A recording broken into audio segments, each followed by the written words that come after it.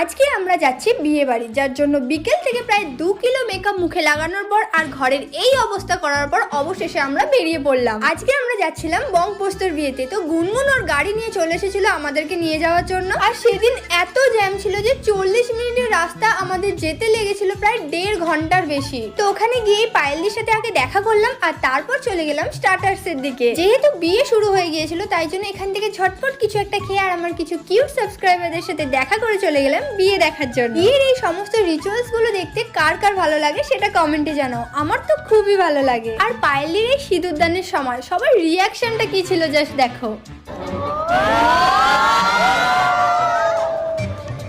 তারপর শুরু হলো ডান্স পারফরমেন্স, আর ওদের ডান্স করা দেখে বাকিরাও সবাই ডান্স করতে শুরু করে দেয়। লিটারালি শেষে গিয়ে ভাসান ডান্স শুরু হয়ে গিয়েছিল। তো পায়েলের বিয়ের একটা ফুল ব্লগ চলে এসেছে প্রিয়া মিত্র ব্লগ চ্যানেলে, গিয়ে দেখে এসো। আর আজকের মতো টাটা, দেখা হচ্ছে নেক্সট মিনি ব্লগে।